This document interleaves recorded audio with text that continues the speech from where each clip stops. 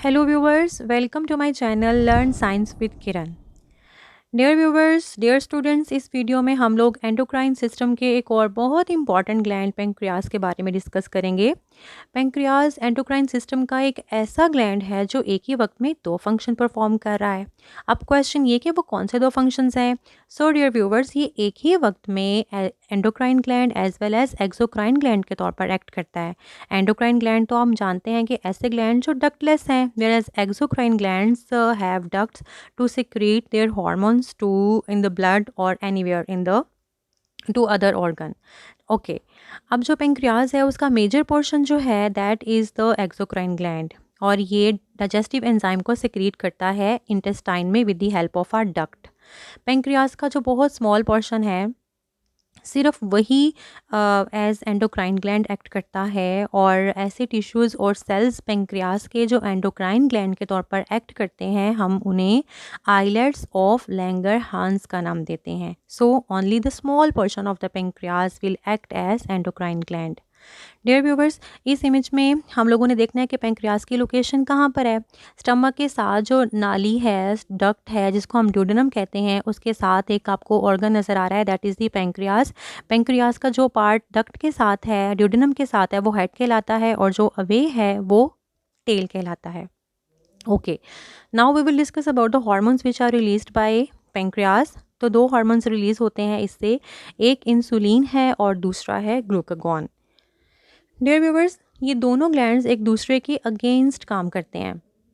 Insulin का जो role है वो ये है कि अगर हमारे ब्लड में ग्लूकोज लेवल हाई हो जाता है तो पेंक्रियाज इंसुलिन हार्मोन को रिलीज़ करता है। अब इंसुलिन हार्मोन का क्या काम है कि वो हमारे ब्लड में ग्लूकोज लेवल को नॉर्मल लेकर आता है। ग्लूकोज लेवल को वो स्टोर करता है हमारी बॉडी में ग्लाइकोजन की फॉर्म में, और हमारी जो ब्लड में ग्लूकोज लेवल है वो ऑटोमेटिकली फिर नॉर्मल हो जाता है। और ये आपको पता है कि हमारी बॉडी में पेंक्रियाज ये हार्मोन जब नीड होती है, जब ब्लड में ग्लूकोज लेवल हाई होता है, उस वक्त रिलीज़ करता है।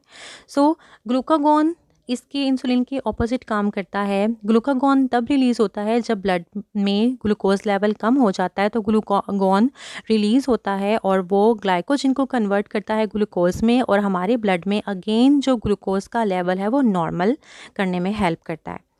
एक बहुत इंपॉर्टेंट पॉइंट जो हमें याद रखना है वो ये कि जो नॉर्मल ग्लूकोज लेवल है ब्लड में वो 80 से 120 मिलीग्राम्स पर 100 ml होना चाहिए। ओके, अब हम लोग बात करते हैं एक ऐसी प्रॉब्लम की जो कि आजकल बहुत कॉमन है, और वो ये कि अगर हमारी समटाइम्स इट हैपन्स कि हमारा जो पेंक्रियास है वो ठीक तरह से इंसुलिन प्रोड्यूस नहीं करता। जब इंसुलिन प्रोड्यूस नहीं होगी तो हमारे ब्लड में जो ग्लूकोज लेवल है वो हाई होगा, ठीक है, और इस कंडीशन को डायबिटीज़ मेलाइटिस का नाम दिया जाता है, और जो कि आजकल बहुत कॉमन एक डिज़ीज़ है। और ये ऐसी डिज़ीज़ है कि इसके अगर हम सिम्टम्स देखें तो वो ये हैं कि ये वीकनेस कोज करती है, टायर्डनेस है, लॉस ऑफ वेट है, और numbness. Sometimes the patient of this disease will feel numbness. अगर हम लोग इस डिज़ीज़ की ट्रीटमेंट देखें तो इस डिज़ीज़ का कोई प्रॉपर ट्रीटमेंट अभी तक डिस्कवर नहीं हुआ। वो इस तरह से कि कुछ डिज़ीज़ेज़ ऐसी हैं कि हम लोग मेडिसिन्स खाते हैं, रिकवर होते हैं, वो डिज़ीज़ बिल्कुल ठीक हो जाती है, बट इसमें जो पेशेंट होता है, नो डाउट कि इसका प्रॉपर ट्रीटमेंट नहीं होता, तो पेशेंट को अपनी फुल लाइफ में क्या करना पड़ता है, इंसुलिन को इंजेक्ट करना पड़ता है रेगुलर बेसिस पे। अदरवाइज़ अगर वो नहीं इंजेक्ट करेगा तो नो डाउट नॉर्मल लेवल नहीं रहेगा ग्लूकोज़ का ब्लड में। ओके, अगर हम लोगों को ये जानना है कि किसी पेशेंट को डायबिटीज़ है या नहीं है, तो उसके लिए एक टेस्ट रेकमेंड किया जाता है जिसे बीजीसी टेस्ट कहते हैं। BGC stand for blood glucose concentration, और ये टेस्ट डिफरेंट टाइम्स में किया जाता है। जिस तरह फास्टिंग मीन्स कि जब खाली पेट हो तब किया जाता है, random any time of the day, और आफ्टर मील खाना खाने के बाद जो टेस्ट हम लोग ब्लड का, और ये ब्लड सैंपल लिया जाता है बीजीसी टेस्ट के लिए।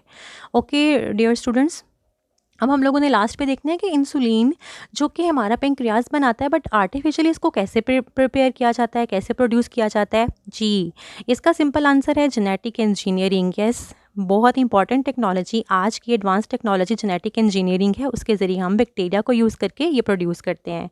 ओके डियर व्यूवर्स, ये आज का टॉपिक था। अगर आपको पसंद आया है तो लाइक, शेयर और सब्सक्राइब। Thank you.